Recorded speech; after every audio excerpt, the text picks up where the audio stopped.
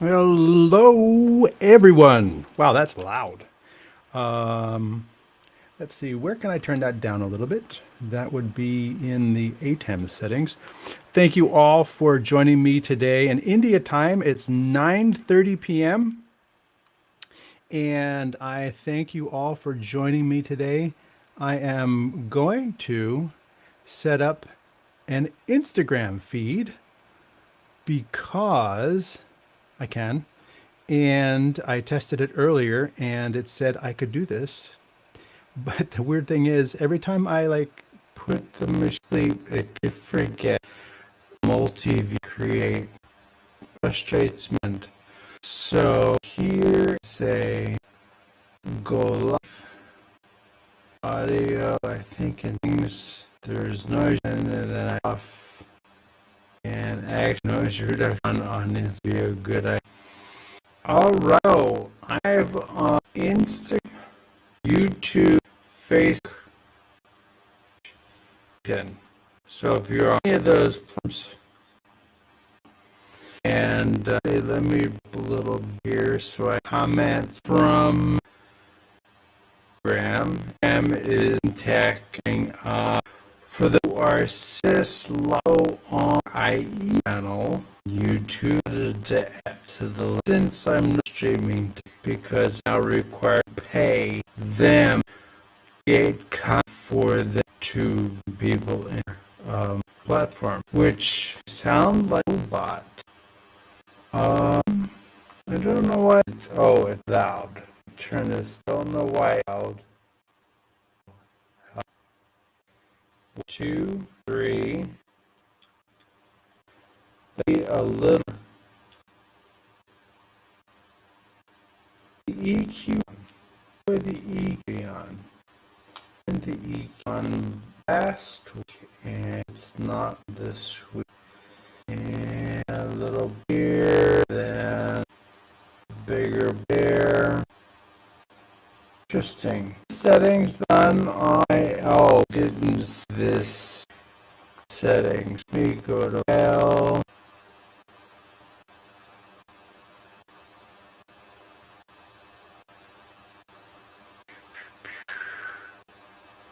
I'm not showing switcher. It's not startup. There it is. So I will have to tweak that again. Sounds not clear. Sound should be better now. Let me double check. Let me double check that. Yeah. Sounds a little better. I can come down a little bit more, but I don't want to come down too much. So let me know if that sounds better. And if not, I can try and adjust something else.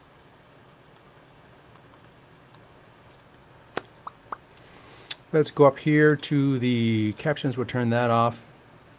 Go away. Thank you. Go back to chat. All right. So, thank you all for being here. I am Anthony Barocas, the Chief Gearhead at StreamTek. Thank you, Sol TV. Instantly fixed audio. Yes, the ATEM Mini, the ATEM Mini line does not save. Like if you program a bunch of stuff in, it doesn't save those settings unless you tell it to save those settings. Whereas a lot of other devices, when you make a whole bunch of changes, it saves that, and then if you power down and power back up, that's what's going to resume. The ATEM doesn't do that. You have to actually tell it to save this thing that I just did, and then you make some changes, then you have to save that again, then you make some changes, you may save that again.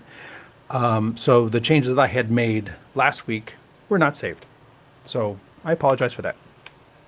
But today we're going to be talking about the RGB Link Mini-Edge. And the RGB Link Mini-Edge is this video mixer right here that gets my award for the most colorful video mixer out there. And the cool thing is that you've got 5 inputs, 10 preset multi-view picture-in-picture super source scenes that you can build. All your audio is over here, plus you can use PTZ. And this is what we're going to talk about today. Having spent a couple days working on setting this mixer up, I will say that it has a lot of power, and with great power comes great responsibility. And that responsibility is to make the menu system intuitive so that you can use all that power. And some work needs to be done. There's some idiosyncrasies, some things I couldn't even get working properly yet, and other things that are very intuitive and work as you would expect without you having to like figure anything out. Also, I have the web link up. Let me show, go side by side here. So this is the mixer, and there's also a web interface right here that I have up on my laptop, and I have to give kudos to the web interface. It's actually very nice. And it's especially assisted by the fact that on my laptop, I have a touch screen. So I could actually like act on this directly and just touch the screen. So that little arrow there, I could touch that little arrow and then boom, it comes nice, big like that. And then I want to adjust my settings. I can just tap on it. Super nice, convenient. And that's especially important on a touchscreen laptop because the screen that comes on the device is not a touch screen. So if you go into the menu and you want to just go to transition effects or audio or output or go to settings, you can't do that. Or if you want to do a multi-view and you want to touch a different layer, you can't do that because this is not a touch screen. And that would be the first thing I would change on this mixer. I mean, you can use it. It's definitely usable, has lots of power, but it would be so much faster if I could just hit menu, PTZ, and just go, you go to PTZ, wait. And then I could do my PTZ stuff and then hit menu. And then if I want to go to views, I could just tap it. And then there's my different multi-views that I've saved already. It would just be so much easier if I could just tap the screen. So, if they come up with a Mini-Edge 2, that would be the first thing that I would fix. Secondly, there needs to be a little bit more consistency. Like down here, your program bus is on top. Your preview bus is on the bottom. Okay, that's the way it works. Let's go with that. Then up here, when you're doing your scenes and layers, your preview bus is on top and your program bus is on the bottom, which is the opposite of what's here. So if you're looking at the top window, you need to adjust the bottom. You're going to affect that with the bottom bar. That's not intuitive and it's not consistent. So I just want to get a couple of those things out here really quick. But all in all, I've had a lot of fun. Like color coding, these things are great. I would love to like have the ability to change the colors. I have not seen that in the menus yet. But like if you want to adjust a particular input, let me go back to my multi-view. Let me exit the menu. Here's my multi-view. And if I put that up real big, here's my multi-view. You can see I've got audio coming in on HDMI 1, HDMI 2, HDMI 4. All these things have audio coming in. And come back to my overhead. You've got 1, 2, 3, 4. They've got knobs directly. So you don't have to go into a menu or anything to just, hey, let me turn that down a little bit. Let me turn it up a little bit. Or if you want to assign something to audio follows video, kind of like a page out of Blackmagic, you could just hit the audio follows video button. That's on, that's on, that's on, that's on, Down here, you've got a microphone input on the side because over here, I'm going to try and turn it, I've got a lot of cables going in it. An XLR jack that has phantom power through a switch right here. And then also, let me just move that camera a little bit up. There we go. Well, I guess I'm going to have to move it a lot more. Okay, here you go. You've got a headphone jack. Hey, Blackmagic, it's got a headphone jack. It's got a speaker output, line output, stereo. It's got a stereo input for line input, and then it's got your mono microphone input. So you've got all of those different capabilities on that side. The other side has a fan, and it's blowing a lot of hot air right now because I've had it on for a while. Let me pan this again. We're going to pan it over here to the left. Across the back of the unit here, you can see I've got USB-C 1. I've got USB-C 2. I've got Ethernet. I've got HDMI output 1, HDMI output 2, and then input 1, 2, 3, and 4. Now these numbers look like they're upside down, but kudos to them that it's actually labeled above and below these jacks so that if you are looking over the unit, they're actually right side up. It actually like, well, where's input 1? And when you look over the unit, oh, there's 1, 2, 3, 4. And these are labeled above so that, you know, when they're actually plugged in, you can still read them. Whereas when you're behind the unit and you're going to stick something in, there's a label below 1, 2, 3, 4 that you can read. Little things like that just really make it easier to work with something. It'd be nice if they were up here, personally, but I get the little branding thing right there. It's not too in your face. Then continuing down the line, you have a USB-C input and a power switch because you got a fan, so you can turn this thing off. USB-C. So technically, you can power this thing in the field over USB-C. It takes 45 watts, a PD power supply, but those exist. So you could just plop this down on a table in the middle of a field or a stadium or whatever, plug it into a big battery bank and just go to town. So that's really cool. And then on top, let's go do a quick walkthrough here. There's a slot here. It doesn't quite make a whole lot of sense unless you're familiar with Logitech keyboards. So if you have a flat screen, these you can get for like 99 bucks. This is a 15-inch Arzopa portable monitor. Doesn't really matter. There's a dozen different manufacturers with a dozen different names at this point. But this just, go back over here, slots in right there. And it just sits in that slot. So now, instead of this 5-inch screen, you have a 15-inch screen. And let me tell you, that makes a huge world of difference. Also, this 5-inch screen is a low refresh rate, and it's actually a little bit further behind than your actual display or your program. So you can, I think this is mainly meant for menus, so you can get into the menus and move around and do things here.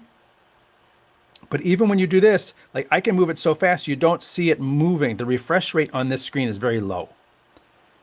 Maybe like 5 frames a second. So if I move my hand, I can see the stutter. But this stutter is not seen up here. Also, the menu does not go up here. So you can split your tasks. You have your menu down here. You can be poking around on stuff and still see your whole show up top. So now you've got a dual screen display in addition to the dual screen thing going on here. But I'm using the multi-view out from here. So your multi-view out, your program out, that's what those two are. And that's what I'm going to be using today. So again, thank you all for joining me. I forgot to do my welcomes and hellos. I appreciate you all being here. And as always, I love to hear where people are watching. So tell me in the comments, where are you watching from today? I really do appreciate knowing where you're watching from today. What streaming questions do you have? It does not have to be related to the RGB Link Mini-Edge, but that's going to be the kind of the focus of today's show, but I'll talk about anything. And GD Creation says hello from India. DK says hello from Orlando. And Robert Lindcrum says hello from Seal Beach, California. And GD Creations lets us know that he's watching, or she is watching at 9:30 p.m. India time. Saw TV says hello from Chicago. And Ragged Rec says it looks like a great unit. It is a really, you get a lot for your money here. And we'll see that as we go into the presets, you get a lot for your money. You don't have to spend $1,000 for ATEM Mini ISO if you don't need 8. This has 5, you know. but there's no video playback. You do have stills and backgrounds and stuff. Ragged Line says all this for 800 euro. So that would be the euro price. And I think it's 699 or 700 in the US. And Ragged Wreck is watching in Ireland. Again, if you haven't already chimed in, let me know where you're watching from. It's a worldwide show, and I love to hear where people are watching from. And you drive the show. So if I'm doing something and you have a question about it, ask it in the comments, because I have the comments right here in front of me. And that way we can have this dialogue. I've got cameras set up, as you can see in the unit. I've got cameras set up, and we are ready to dig into this video mixer. So continuing along, you've got shortcuts across the top here. Then you've got your picture-in-picture settings. This is where you kind of like, you know, do I want a side-by-side, full screen, windowed in a corner, things like that. But that's just the start, because you can crop, you can move those things around. You can even use the camera controls to do the moving around. Let's put it this way, it's way better than the menu system, because the menu system is kind of wonky. Like every parameter has its own menu item, whereas if I just want to move, you know, zoom in and move, I can just easily do that with a couple things here. There's a focus knob as well that has a click. Down here, you've got your views. So these are the presets. And let me come up here and we can look at the views I've got here. And you can see right here on the menu, let me make this bigger for you. You can see, oh, you can't see the menu, that's right. Let me go to the overhead. Right here, I've got a bunch of presets. Now, again, it'd be nice to just touch that and bring it up, but you can't. But they are 1, 2, 3, 4, 5, 6, 7, 8, you know, and it continues down the list. And 1, 2, 3, they have buttons. So not a touch screen, but a touch button. So you can see this one's on 1, but if I wanted to bring up a different preset, I could just touch 4 and 4 comes up. If I want to touch 3, 3 comes up. So that's how these work. And again, it's preview on top, program on the bottom in this window, but it's program on top and preview on the bottom on the bus. I don't know, but that's what they did. But that way you can build multiple different presets, you know, a side-by-side for a slide. You can have a different version. You can have them both there depending upon how the podium gets set up on the stage and which direction the person gets talking.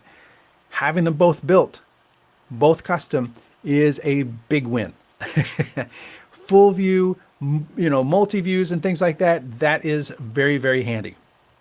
So these 10 presets are going to be very, very effective. Over here, you've got your transition. You know, nobody uses wipes and diamonds and stuff like that. You basically are either cutting or you're mixing. And then your transition speed, and then of course, cut and auto. So you can set auto to be a dissolve of a half a second, which is very typical. And then you can use that for coming out of a show, going to a video playback, different things like that. And that way you've got your auto and then cut. So cut between scenes. And then also on program, you could just cut between different sources like that. That's how it works. So you could cut right here, or you could just bring up the second thing you want to cut to down here on the bottom bus and then say cut, and then it'll flip flop. And it does proper A/B flip. So if you've got like a presenter and a moderator and they're having this little dialogue back and forth and you got two cameras on them, you could just be going cut, cut, cut, cut, cut, cut, back and forth like that. So that is how that works. And again, don't judge the speed by this. This screen is behind. So that's why you can take this screen, plug it in here. This screen for me needs, where'd my power go? Oh, no, not that one. The power for that fell down. Here it is.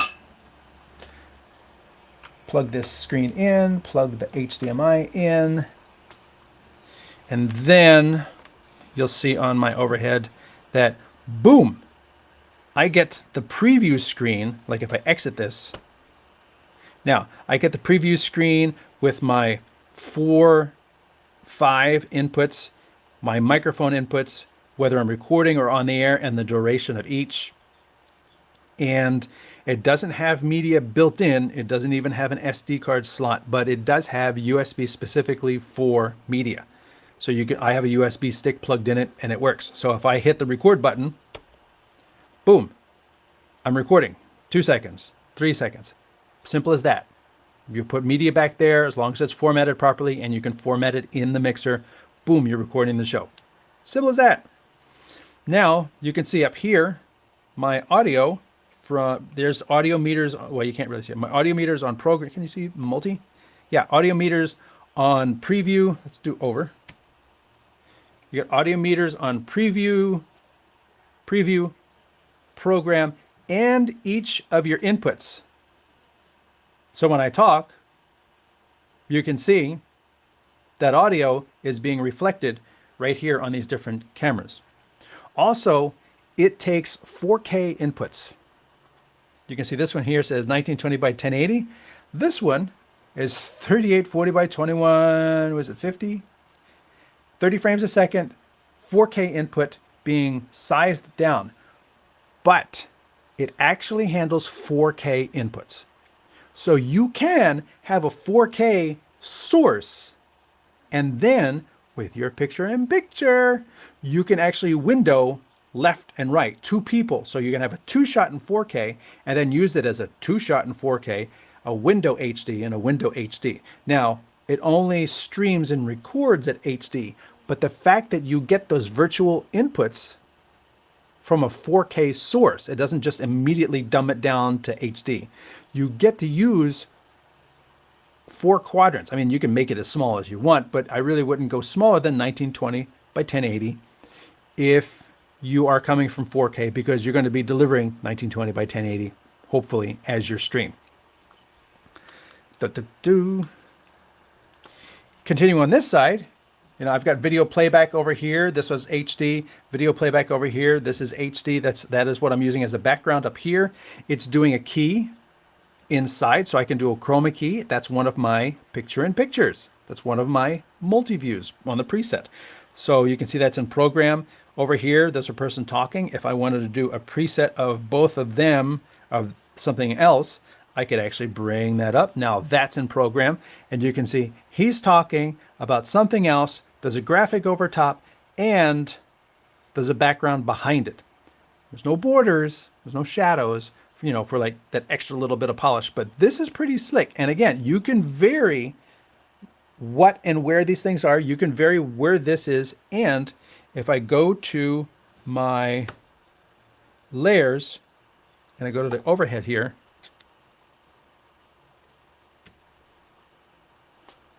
oh, just go to, no, yeah, I have to go to the overhead. And then I have to get out of the way. Right here, you can see I have the overlay, I have a logo, I have layer B, layer A, and the background in that order. So that's how they go from bottom to top.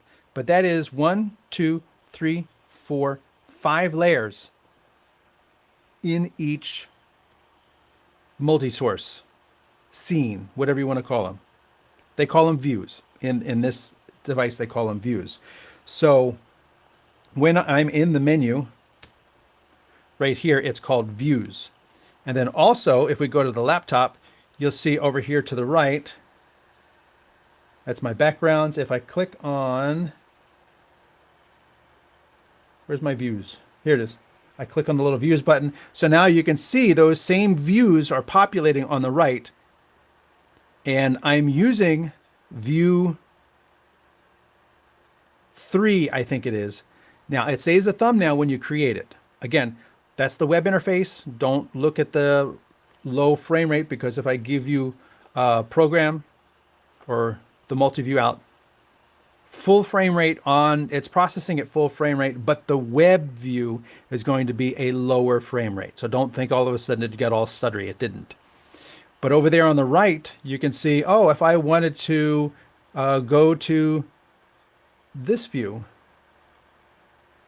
now that's okay, that's the one I'm using. I can change my preview over here, click it twice. Now that's in preview, and then I hit the transition, and boom, now that's in program. So you could actually do a full switch using the web interface. Again, it's actually made extra easy on my laptop because it's a touchscreen laptop. So now all of a sudden I'm able to just directly move between that item over there and the button. I don't have to like go in and out of menus or do anything. So that's really handy in terms of the web interface.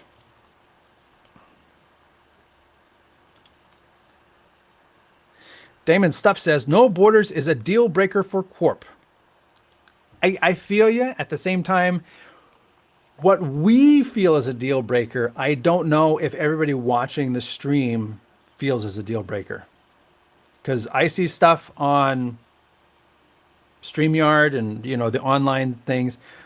There's not borders on that stuff, and viewers are happy with it. There's never a comment saying, why doesn't it have borders? This looks bad. Nobody says that. We say it. We would love, you know, like, give me a nice beveled border and give me a drop shadow, give depth, and yeah, but we have to remember our you know, requirement is up here, but the client is often not, they're pleased with what's down here, and they would probably never notice if there's no borders. Especially if you design it nice and you have a, you know, a background that, you know, it doesn't compete with it, just a more plain background, then it stands out on its own and it's there. You know, even make it defocus the background a little bit. That would also help as well. Are the graphics stored on the unit or external media? They are stored on the unit, because if you go to my backgrounds, let me turn, if I hit just tap backgrounds, see it's got RGB Link and other media that I don't have access to. It came with that stuff on there. So I think once you load it into the RGB, into the Mini-Edge, they're in there. So I think that's a nice thing, in that you can preload stuff into the unit. And I don't know how many backgrounds you can have, but you know, 1, 2, 3, 4, 5, 6, 7, 8. You can have 8 backgrounds. And that should be pretty good, I think. Like, but I don't have a USB stick or any media with those backgrounds in it, yet they're there. And the titles, that RGB Link title was already there. It comes with certain stuff preloaded, which obviously you can delete and replace with something else. But it gives you the ability to at least start playing around with the unit as soon as you get it. You know, you can come in here and say, go to my overhead. Let me go to my views, and then I'm going to select layer B, layer A. You know, I can start moving things around. I can get to the logo, which I believe is this one. And then, no, is it this one? Let's see if I can zoom it. No, it's not logo. I don't want to move the background. But that's the back. That's not the background. So this is part of the confusing nature. If I could just select the item or tap on the layer, like the overlay. I want to touch the overlay. That's one. Right now you can see by blue, it's affecting the background. But the button over here looks like an overlay because it's got the little corner thing. If I touch on this one, that didn't change. If I touch on this one, that didn't change. Oh, because that's program. Sorry, I'm in the wrong place. There we go, logo. So there's the RGB Link logo. My bad, let's start that again. So when it's in preview, you can come over here and again, I'm looking at the top one. I was touching the top bus.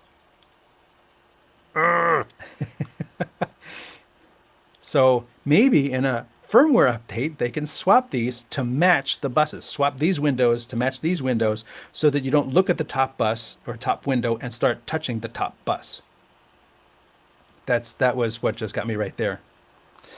So I can get to the logo here, and then I could just use the cursor. I would use the cursor. I would use the cursor. No? There's the overlay. That's funny because this was working when I did the test before. Oops. Turn it on. No, it's not letting me move it. I was moving these things before with these controls. And again, That's part of the challenge. And then when you get down here, my A, there's my layer A, there's my layer A.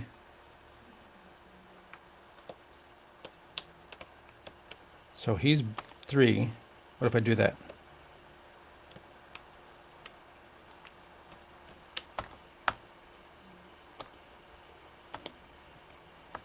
So I'm definitely affecting A over there with the bottom bus. I can select it because that's the one that's selected, so I can change it easily. But moving it seems to be a bit of a to-do. Maybe do I have to go into my views? Probably not. Do I have to go into my layout? So down here, you can see if I go down to scale and select scale, and then select width. There, I'm adjusting the width. Not that I want to do that. And there's a bit of delay between moving the knob and seeing it happen. So using the menu system, and then, now I want to adjust the height. And I have to like rotate my exit, come down. Maybe I could just adjust zoom. Select it, make it bigger, make it smaller. There are numbers here, so you can, make things the same exact size.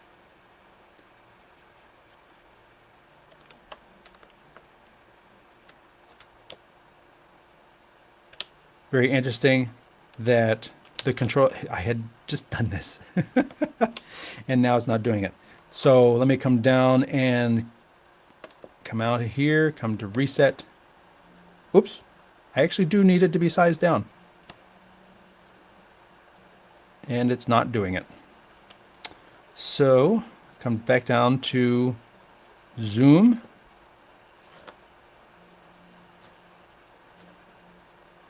And then horizontal and vertical position. So you can see how being able to do this with controls would make it faster to build these presets. This is where I think the video mixer could really use a bit of assistance, and like having those controls work reliably, intuitively, would help a lot. Exit, come down, enter, zoom it out a little bit, zoom it out a little bit, zoom it out a little bit, zoom it out a little bit, things like that. I mean, technically, it's already saved as a preset. I'm just demonstrating this, so if I wanted to, I could just exit this, go back to my views, not enter, go back to my views, and then reselect, take it, boom, there, that's fixed. Because I didn't save the changes, I could just go back to what I had already saved. Just trying to demonstrate for you that, let's go to 4, and this is when I use it on. I'm going to try this. So it's in preview, and the layer B is selected.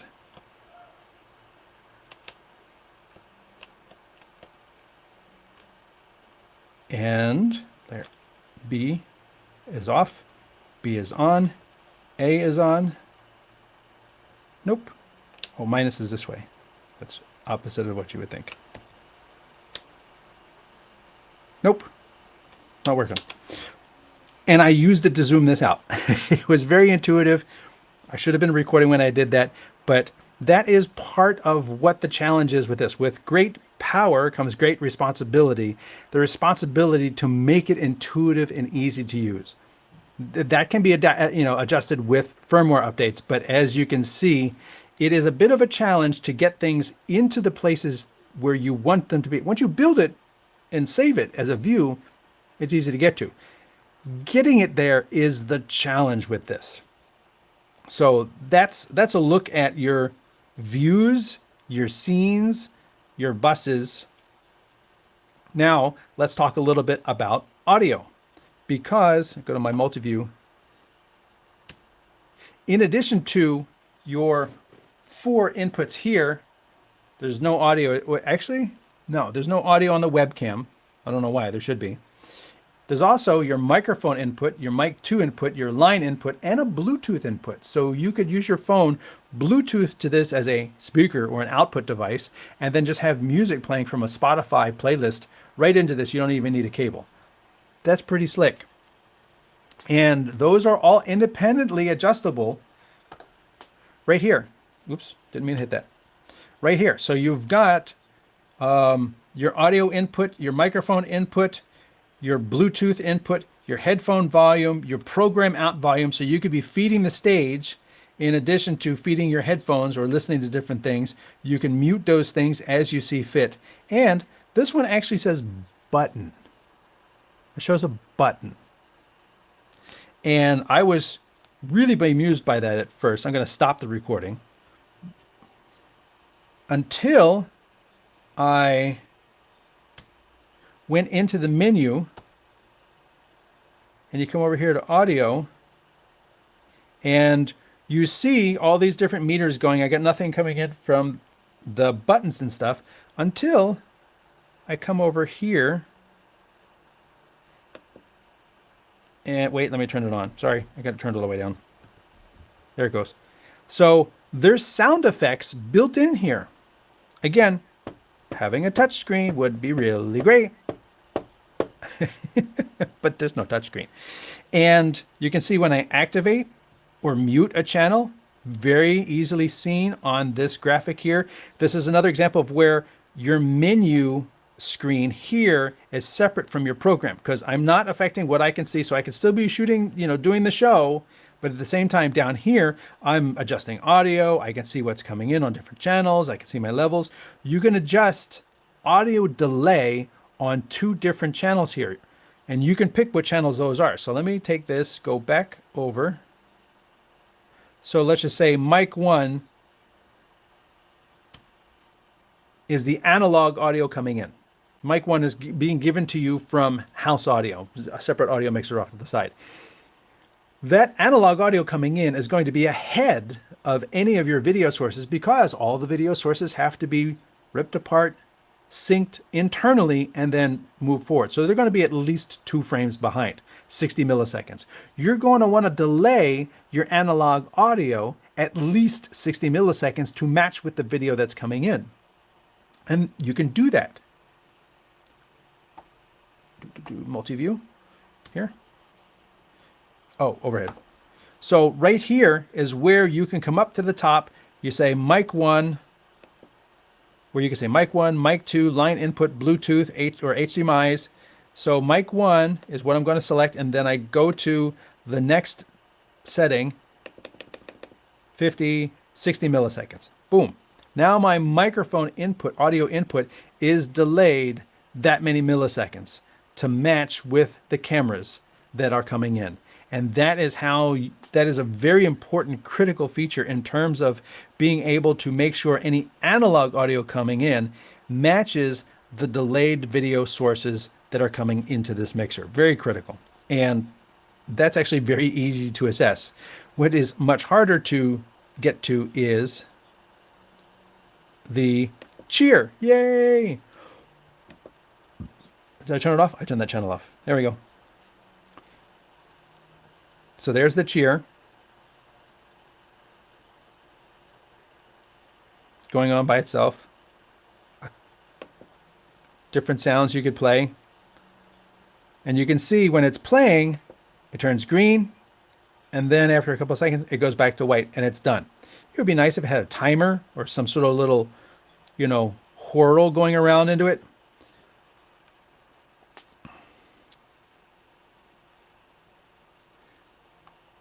Couple questions come in. Top director anytime soon? Yes, that's in the queue. It just takes a while to learn these things so that I can present them. So it's in the queue. Just getting an NDI. Does it support it? No, I see no indication that NDI is supported on this device. However, it does have Ethernet in. It does have web control. So it is a networked device natively. Whether they're going to add it into down the stream and make it, you could choose UVC input or NDI, possibly. We know the GoStream is doing that for $3.99 in the US. So there is that opportunity. Unlike the GoStream, this one doesn't feature built-in video playback. So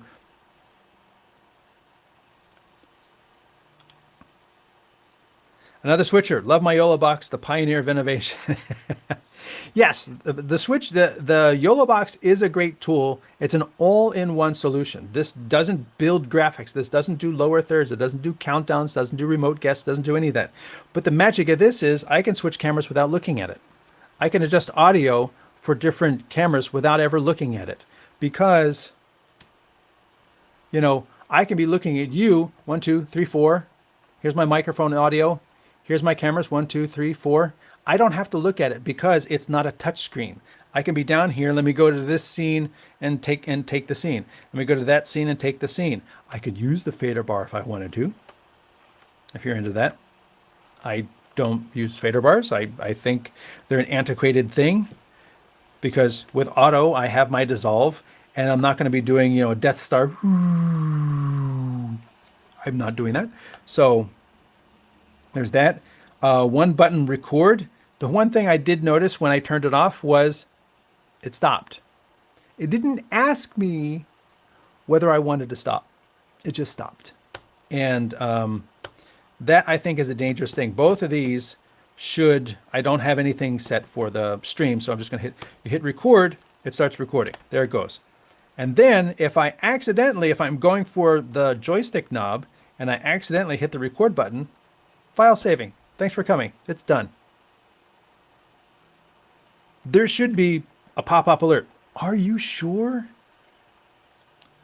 Because this is important. Stopping your recording in the middle of a show or in the middle of a thing is not something you want to do accidentally.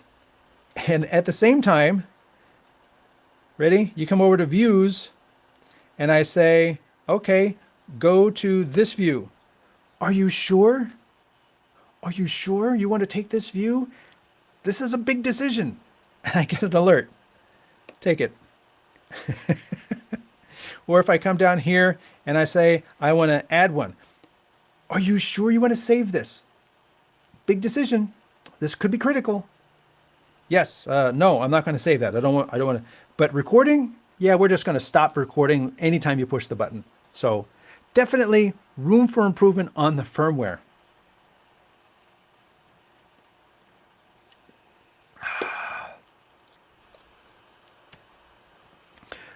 I should say straight out of the box, I should have said this straight out of the box.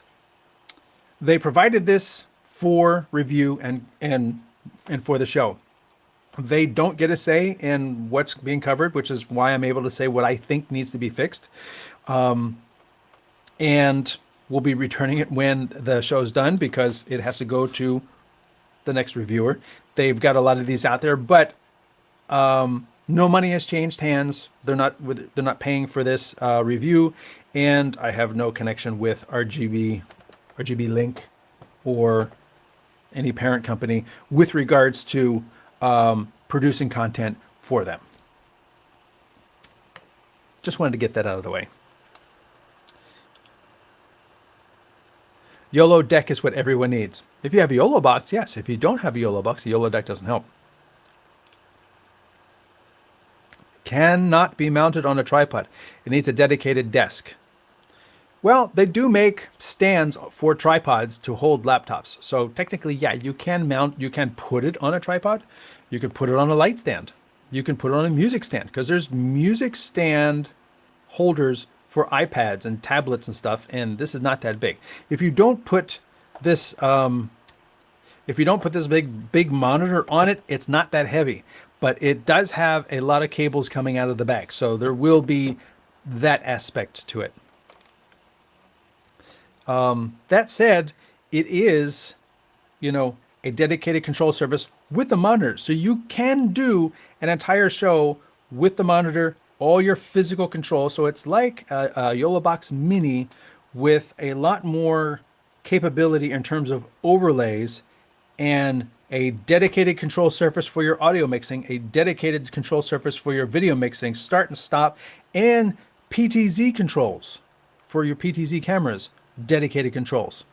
So that's like having 3 or 4 or more control surfaces in addition to the recorder, streamer, inputs, and things like that. And the fact that it has 5 inputs, 5 physical inputs, is you're only going to match that with the YOLO Box Ultra.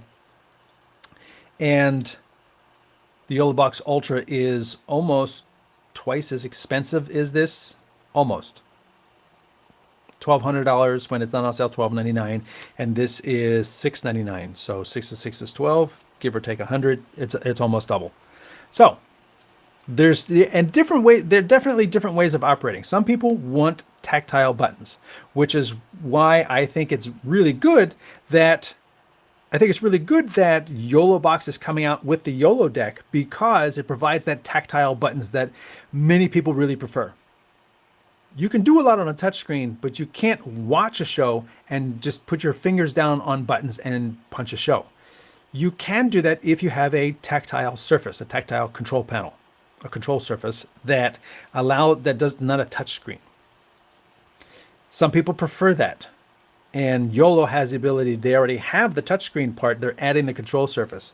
Something like this is both the controller and all of the control surfaces in one. So different strokes for different folks. Have I tried YOLO Box's new PTZ control feature? Still beta. I have not tried it yet. I have an OBSBot here that I could try it with. I have not tried it yet. Only so much time in the day. Ragged Rex asks a Visa mount. Good question. I'm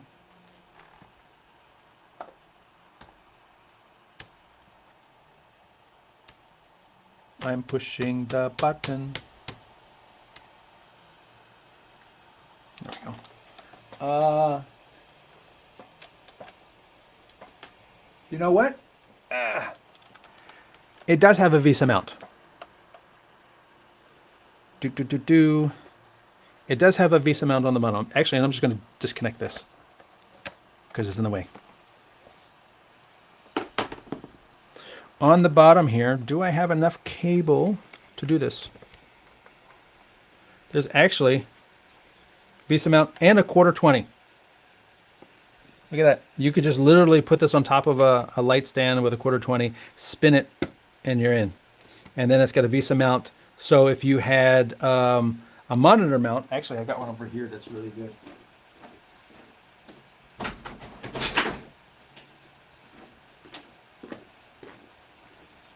If you had a monitor mount like this, you just mount that right there, line up your screws, and then you could mount this thing at any angle on top of any type of stand that you wanted. You want to mount it on top of the stand at an angle. You want to mount it hanging down from above because that's how you like to work. Go for it. So Visa mount and a 1/4-20 right here. It's not super hot on the bottom. The fan is doing a pretty good job keeping it cool. Do I have phantom power on? I have it off.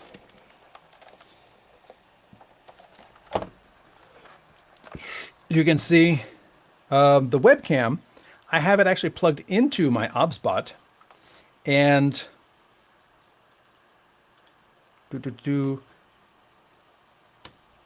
I actually have it plugged into my OBSBot over there as a UVC, and I put the OBSBot in UVC mode, and it's not showing up as webcam.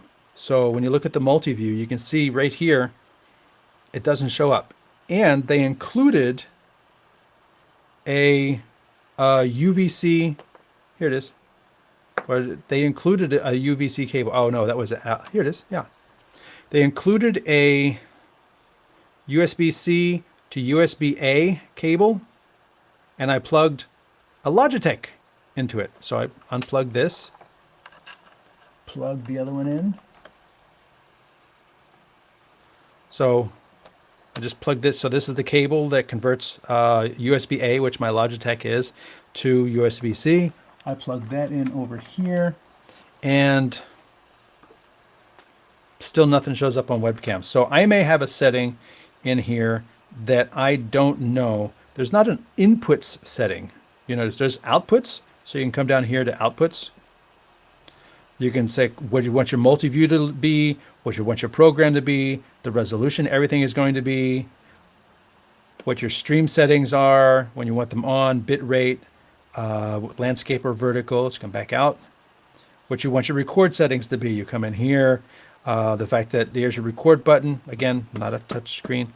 And how much space. I don't have that much space. And then right there's format. Again, well, actually, it's good that it's not a touch screen. Back out.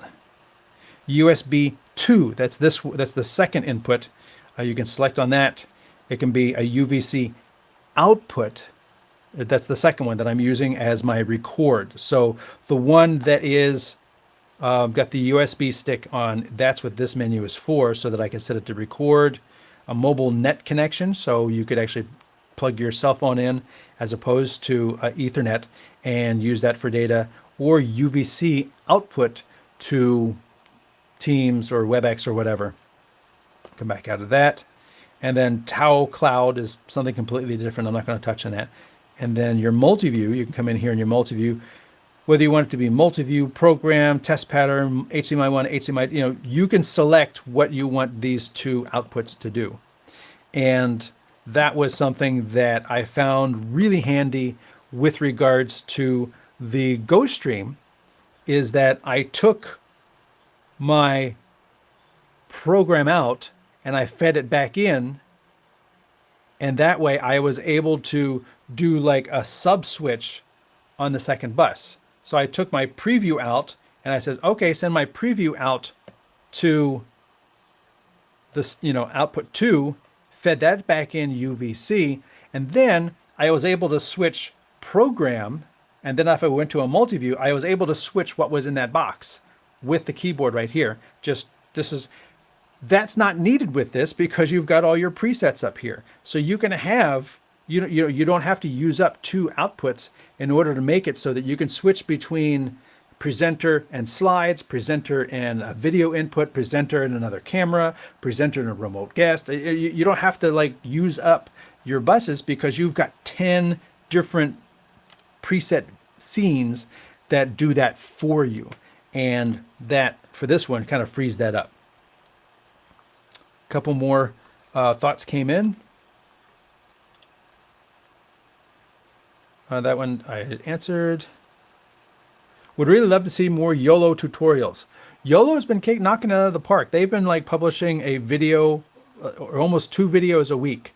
So they have plenty of tutorials. Also, the Ultra is out. I've done multiple videos on the Ultra and what the Ultra does, and the Pro and the Mini. Those videos already exist, and because they've been so focused on getting the Ultra up to speed, there hasn't been a lot of changes to the Pro or the Mini or anything else all year. And so all the videos that I did for them last year are still up to date. Price is $7.99 on my Amazon link. So yeah, that changes the price comparison a little bit. More YOLO tech tip videos, please. Okay, I hear you. Make more YOLO videos. I can definitely acquiesce to making more YOLO videos. Actually, I just spoke with them. They've got some new tech coming out, and I had a conversation with Frank, and we've got some stuff coming in. So I will be up to date with them when that stuff arrives, and I will be able to make some new videos for YOLO. So thanks for chiming in. I appreciate the comments and I appreciate the guidance. If this is what you're looking for, let me make what you're looking for. So when it comes down to it, this box is, the key feature of this box is the tactile surface and I feel the 10 preset previews. You also got your shortcuts up here, that you can use to set, you could set them to change inputs. You can set them to call those sounds and everything. So you can have those. You can see them briefly light up because they're not programmed. So there's nothing attached to them.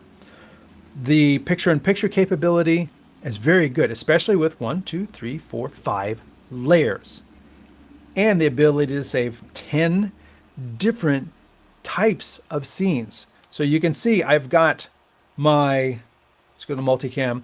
I've got both a picture-in-picture with a background and a title, and I can add another title to that if I wanted to, if I did preview. If I did that, so I've got title, overlay, video, background, which can be a video, or it can be a background from the background layer. And then let's switch that. Right here, I've got me green screened, but it's not changing this. It's green screened only for this input over top of input 4. So it's HDMI 1 over HDMI 4 full screen on both. And you can see it's having no problems with that at all. I am definitely not seeing drop frames throughout the whole thing. It's very solid, very consistent. I haven't seen frame issues with this, and I am at 1080p 30, and it has been running, I don't know, for about 5 hours already with all of this stuff already programmed. So it's doing all of this all of the time, even if I'm not punching the buttons. It's doing all these layers and keying and everything. So that is kudos to thermal capability, the fact that it's doing a good job keeping the temperatures down and pushing it out. So being able to like easily work your audio because you got handy little knobs, kind of like, a la Rode with the colors. Again, I wish I could color change these video ones so they're all grouped together as one video, or if I just wanted to do the sound effect one a different color.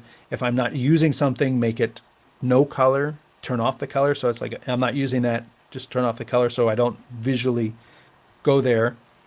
Or match the colors to the inputs. Because you see down here, the way these are colored has to do with your layering that you've got going on. So red is active, so all of these are active, but down here I've got blue and green. That corresponds to the B layer and the A layer. So these colors have nothing to do with those colors, and it's a decision I guess they had to make. Do we color code the video to match the sources, or do we color code the video to match the layering? I think the layering is probably the better idea to help people, match things up a little bit better. But then it makes this coloring like, why is it colored green? I don't know. I do like a comment came in. What's the biggest difference? Boo, boo, boo, boo. What's the biggest difference? Not that one, this one. Comparing the Feel World SproLink switchers with the screen. I haven't got them to send me one. I have no idea. More HDMI inputs and better audio interface. I've reached out to SproLink, I think a month and a half ago. They says, oh yeah, we'll get you one that you can, use in your show. Hasn't happened yet. So I don't know. Haven't had my hands on one, and definitely not the Feel World one. The SproLink, I did stop at their booth at NAB and I took a look at it, but hasn't materialized that I was able to spend, half a day just working on it and learning it and understanding, because every engineer who builds these things builds them the way they see the world. The way the ATEM works is not the way the RGB Link works. The RGB Link is not the way the SproLink works, and the SproLink is not the way the OC GoStream works. They're all different. And it takes a little bit of time to like sit down. Where is this? What do they call that? Is it a view? Is it a multi-source? Is it a, super source? What the terminology is different. The locations are different. The setup is different. So it takes a little bit of time to really sit down and be able to master. And I haven't mastered this one by any stretch of the imagination, as you saw today. Getting things to where the zoom works. It worked when I built the scene. It worked when I built this scene because I just moved this around, shoved it in the corner, and then I said zoom out, and it zoop, done. I was like, that's great. And then when I wanted to show you, like, oh, okay, so you could just select that layer and zoom it back. No. I don't know. So you must need to be in some mode. So that's the layer. And when I select that, nope. Does this need to be lit up? I don't know. So certain things are not as intuitive as you think they would be. And that's part of the learning curve, because every device is different. It takes a little bit of learning to be able to even present this. Like if I tried to show this to you 2 weeks ago, I would have been lost. It took time for me to get to where I am this far.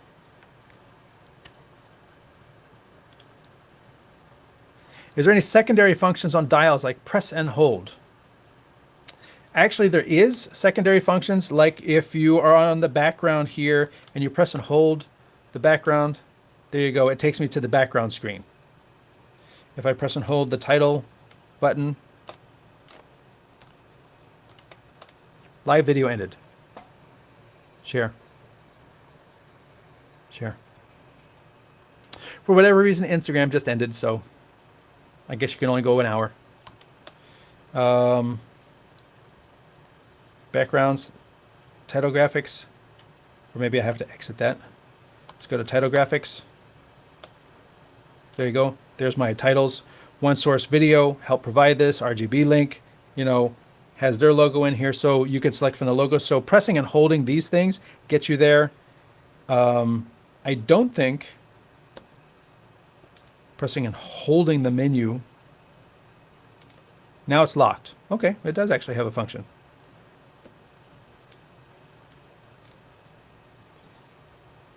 We already did that. Hitting the enter button isn't doing anything. I don't see a reason why pressing and holding the picture-in-picture. This is meant to quickly jump between things. Holding those wouldn't work. Pressing and holding views sets. So if I built something new over here, I could, if I did auto and I put myself over there and I wanted to save that as 8, I could press and hold 8. And then it says add it to 8. And I go over here and say yes. And now that's saved as 8. So you can see 8 over here.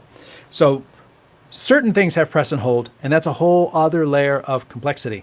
But I don't think there's anything that you get to via a press and hold that you can't already get to with a menu system. It's not like the OC where when you want to select a video, you can only get there via a press and hold. Where if you want to select an NDI source, you can only get there by pressing and holding. So that's a little bit of a challenge on that end. If you don't know about the secret button press hold thing, you can't get there. Whereas everything that I just accessed over here can also be accessed directly in the menu. It's a shortcut, but it's a shortcut to something that you can access via a longer path. So thanks for that question.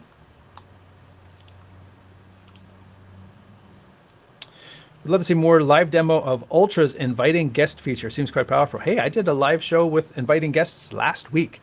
It is quite powerful, but as I found out doing the live show last week, there's a little bit of a trick to the audio follows video. Because if you have 5 people calling in, like I did in my live show, I had a call-in show using the Ultra. If I have 5 people calling in, I don't want all of their mics to instantly be open, so I turn on audio follows video. Unlike this device, it's not a button. I can't just turn on audio follows video on those particular inputs that I wanted and have everything else not. No, the Ultra works differently. The Ultra works by turning on audio follows video globally. So now it's on everything, or it's globally off. And somehow I would get the YOLO Box Ultra confused because I would go to someone, their mic wouldn't be on. So I would go to their input, I would turn their audio on, then it would be on, but now it turned off audio follows video, which means that the next time I switched away from them, their mic was still on. It didn't turn off when I left. I'm just like, okay, so then I turn audio follows video on and it toggles my mic off. I'm just like, this is just so infuriating that it doesn't work as intuitively as you thought. And somehow I got everything reversed. So when I turned it on, it was turning audio off. It was like a toggle. So, and then it would do that too. So if I turned on audio follows video, somebody else's mic would be turned off. And I was just absolutely frustrating. So I could definitely see it's worth a tutorial, because even I couldn't master it because it wasn't as intuitive as you would think. I guess you really have to pay attention to what you're pressing, when you're pressing, and don't press things out of order, or you will get your buttons reversed like I did. So probably worth a good tutorial. Hey, we should tell Frank, hey Frank, make a tutorial. And then Frank from YOLO Live can make that tutorial for you. Actually, no, he's a YOLO Live now. But that kind of answers all the questions. I thank you for coming here for this video on the RGB Link, for your questions, for your viewing. If you have any other questions, as always, you can reach out to me via the StreamTek technology page on YouTube. There's actually, I do post other things there as well, just, sort of like Facebook at times, just stills and things like that I'm working on. So subscribe and join that. AirMix is continuing to grow. We got 15 people in the AirMix group for people who want to try iOS, iPhone, and iPad multi-camera live switching, titles, graphics, streaming, recording, and a whole bunch more for free. The app is free. I also write for Streaming Media Producer, where you can find different articles and actually over a decade worth of content. And if you need consulting to design or do anything like that, you can reach me at stream4.us. There's a contact form right up there. And with that, I will say thank you very much for being here. I'm the Chief Gearhead here at Stream4Us, and I look forward to seeing you all next week.